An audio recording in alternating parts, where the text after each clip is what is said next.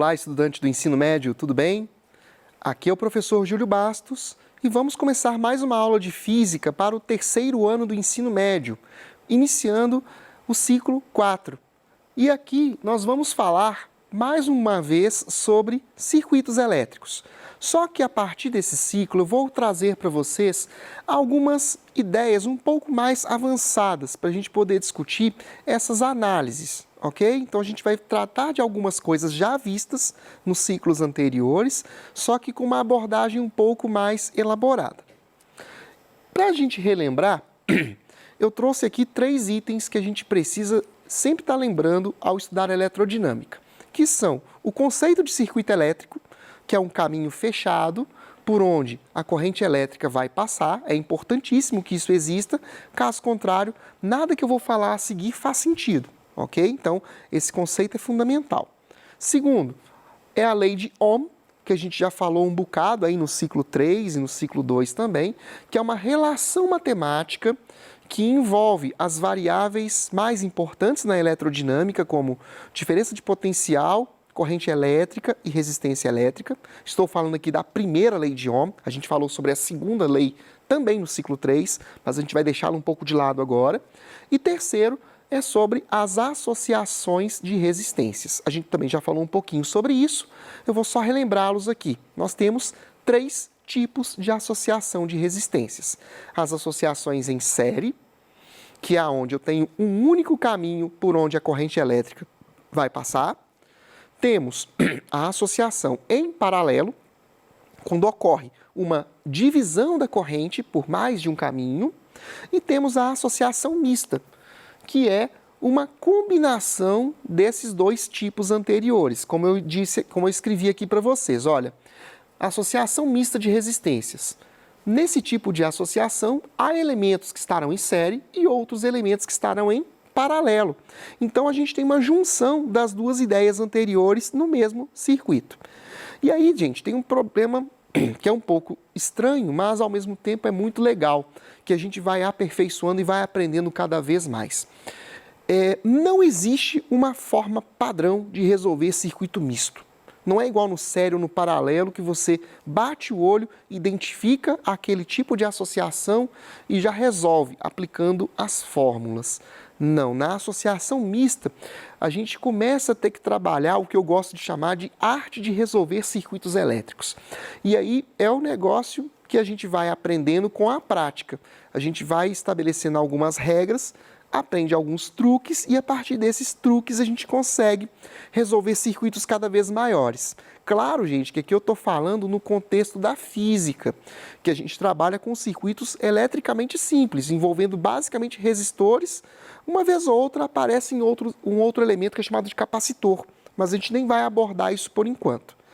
Quem for um dia seguir uma área técnica ou mesmo uma engenharia eletrônica ou de eletricidade, vai ver que os circuitos elétricos que eu estou apresentando aqui são bastante simples, bastante básicos comparados com os que a gente encontra no mundo real, ok? Então aqui é só para a gente ter uma abordagem bem superficial mesmo.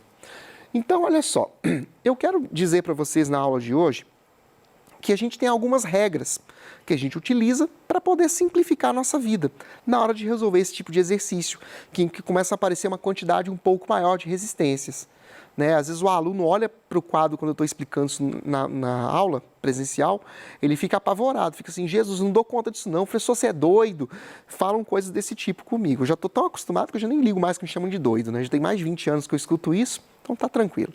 Então, olha só, eu quero mostrar para vocês hoje 2 exemplos para a gente poder lidar com essas situações.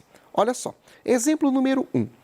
Entre os pontos A e B é aplicada uma diferença de potencial de 30 volts. A gente chama a diferença de potencial de tensão. É outra forma de falar a mesma coisa, tá?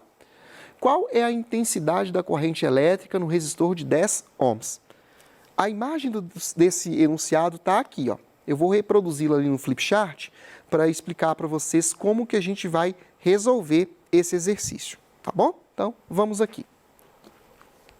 Eu particularmente gosto de desenhar circuitos assim, representando as resistências como retângulos, tá? Mas nada importa, não tem problema se você optar por desenhar como está ali no meu monitor, tá?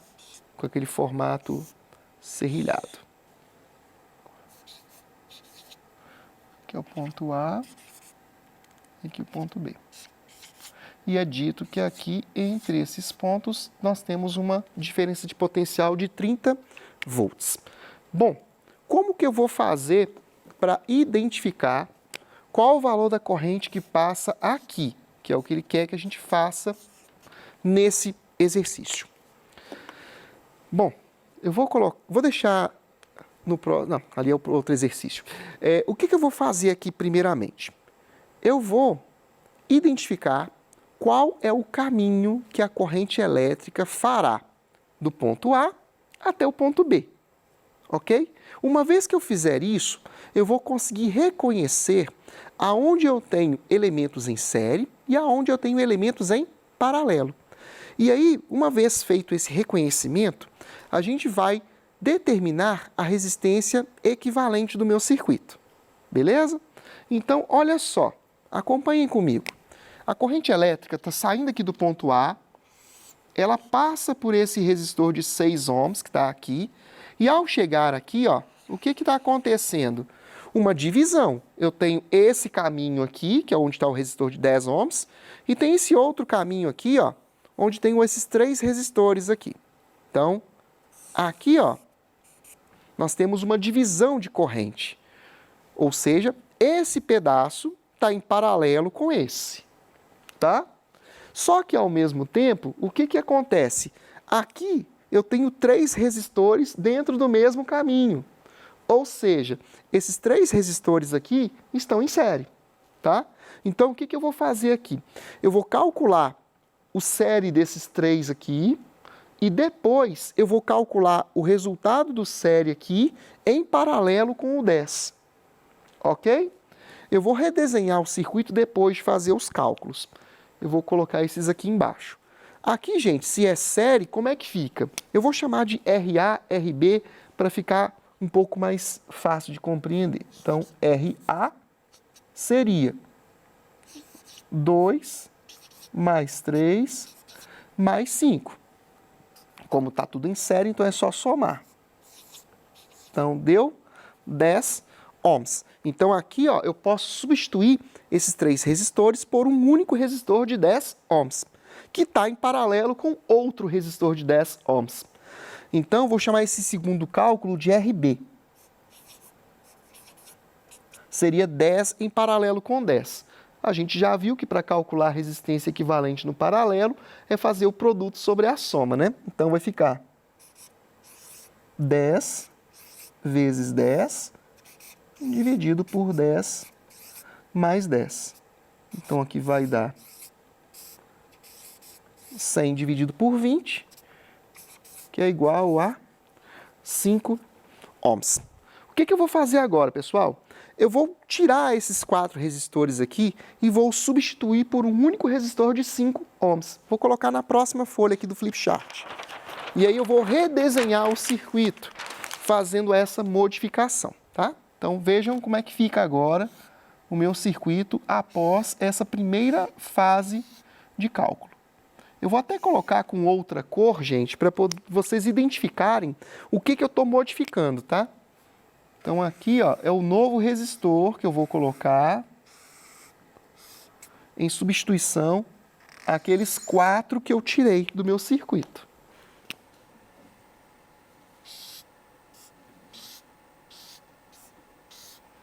Então, aqui eu tenho meu ponto A, meu ponto B. 6 ohms, 4 ohms e aqui 5 ohms. Foi aquele resultado que eu mostrei para vocês na folha passada. Então, olha o que aconteceu agora no meu circuito, turma. Eu tenho, a partir desse momento, um circuito série, apenas com 3 resistências, né? Então, a corrente ela sai do ponto A, faz esse caminho para chegar no ponto B, beleza? Então, o que eu vou fazer agora? Eu vou calcular novamente o equivalente aqui. Agora eu estou calculando realmente o final do meu exercício, a primeira parte, né? Final da primeira parte. Então, a resistência equivalente ali vai ser 6 mais 5 mais 4, que vai dar um resultado de 15 ohms, ok? 15 ohms é a resistência equivalente. Quanto que vai ser a corrente que vai sair do meu circuito? Vou aplicar a lei de Ohm aqui para vocês verem. I é igual a U sobre REC, ou seja, I é igual a 30 dividido por 15, que é igual a 2 amperes. Tudo bem? Agora eu vou voltar na folha anterior para a gente poder finalmente responder a pergunta que foi feita no meu exercício. Vou voltar aqui. Olha só, a gente já descobriu que a corrente que passa, a corrente total, vamos falar assim, é de 2 amperes. Essa corrente, ela está saindo aqui e passando por esse resistor de 6 ohms. Então, eu tenho 2 amperes aqui, nesse pedaço, tá? Só que aqui, quando chega nessa divisão, como que eu vou saber quanto vai para cada lado? Aí a gente tem que observar o seguinte: quantos ohms eu tenho em cada caminho? Se essa quantidade for igual nos dois caminhos, significa que a corrente vai se dividir meio a meio, né? Vejam só, aqui no meu circuito original, eu tenho 10 ohms aqui e tenho 10 ohms aqui também, não é? Ou seja, aconteceu o que eu acabei de falar, né? Eu tenho uma mesma resistência para os dois caminhos. Nesse caso, a corrente elétrica que vai chegar aqui, que são 2 amperes, vai se dividir. Metade passando aqui, metade passando aqui, desse outro lado. Então, a gente consegue dizer com segurança que aqui eu tenho... A caneta está falhando, vou ter que pegar a cor que eu estava usando. Não tem problema, não. Então, eu vou ter aqui, ó, eu vou ter 1 ampere vindo aqui e vou ter 1 ampere vindo ali. Ou seja, acabei de responder a pergunta que foi feita, que estava pedindo para a gente calcular qual é a corrente que passa nesse componente aqui, nesse resistor de 10 ohms. Essa corrente está aqui, ó, 1 ampere. Ah, professor, e se o valor das resistências dos dois caminhos fossem diferentes? Como é que eu resolveria isso? Aí, turma, vocês podem usar uma lei que eu expliquei também numa aula do ciclo 3, que é a lei dos nós de Kirchhoff. O que ela nos diz? Que a soma das correntes que entram em um nó é igual à soma das correntes que saem desse mesmo nó. Então aí é interessante que você consiga reconhecer se há alguma medida de proporção de resistências entre os dois caminhos. Por exemplo, se a resistência de um caminho é o dobro da do outro caminho, então eu sei que a corrente que vai passar de um lado é metade do outro. Então é só fazer associações aí que dá para a gente poder resolver esse tipo de problema, tá bom? Nesse caso, a gente teve a felicidade de ser igual o valor da resistência nos dois caminhos. Aí fica fácil só dividir por 2 o valor da corrente que está tudo resolvido, tá bom? Vamos para o próximo exemplo. O próximo exemplo é esse daqui, ó. Eu vou pôr a folha em branco aqui, que eu vou fazer igual no nosso primeiro exercício. Eu tenho um circuito misto, onde 4 resistores idênticos estão associados conforme a ilustração a seguir. O amperímetro e o gerador são ideais. Então, eles estão nos lugares certos, não tem nada errado ali, tá? E o que vai acontecer? Eu vou reproduzir o desenho e vou explicar o que a gente vai fazer nessa questão. Esse tipo de questão, gente, costuma apavorar muito o estudante, porque não tem valor numérico nenhum. Aí ele fica mais perdido que namorado de gêmea. Né? Ele fica assim, Jesus, como é que eu vou resolver isso? Meu Pai eterno, isso aí é coisa de doido. Eles ficam falando assim comigo. Né? Mas calma, gente, não é motivo para desespero, não. Essa letra que está aqui, gente, só para vocês entenderem, é uma letra usada na eletrônica também, é a chamada letra epsilon. A gente vê, às vezes, na física também, ela define o que nós chamamos de força eletromotriz. É a mesma coisa que tensão quase, tá? Então, a gente pode dizer que é tensão ou diferença de potencial. Só para vocês não acharem que eu estou inventando coisas aqui. Então, vamos lá. Temos o circuito representado aqui no papel e eu quero mostrar o que a gente vai fazer. Quando a chave está aberta, ou seja, está desse jeito o meu circuito, o amperímetro registra uma intensidade de corrente de 0,5 amperes. E quando a chave está fechada, ou seja, quando eu faço isso aqui, a corrente passa a ter um valor I. E ele quer que a gente calcule justamente quanto é esse valor I. Beleza? Então, vamos fazer o seguinte, vamos analisar o circuito primeiramente com a chave aberta, quando a corrente vai ser igual a meio ampere, né? O que acontece aqui? Vamos ignorar essa parte do desenho e vamos pensar. A corrente está saindo aqui, ó, do polo positivo da minha bateria. Passa pelo amperímetro e vem aqui, ó, por esses dois resistores que estão em série, e aí chegando aqui divide, porque é paralelo, são dois caminhos, né? Ah, professor, mas aí como é que eu vou fazer para determinar essa corrente? Jesus, não tem valor nenhum aqui.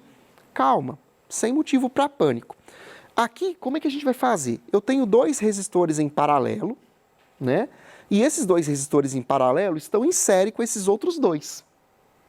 Então, quanto seria a resistência equivalente nesse caso?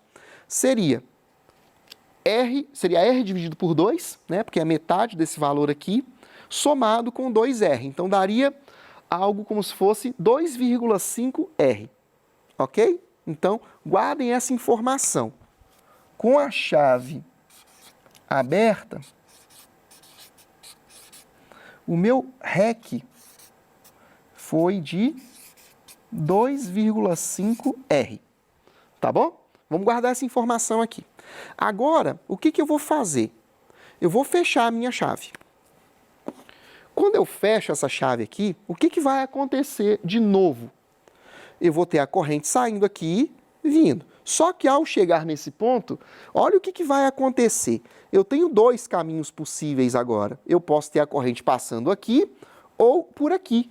Só que ao passar por aqui, ó, é um curto-circuito. A gente fala um pouquinho sobre isso no ciclo 3, tá?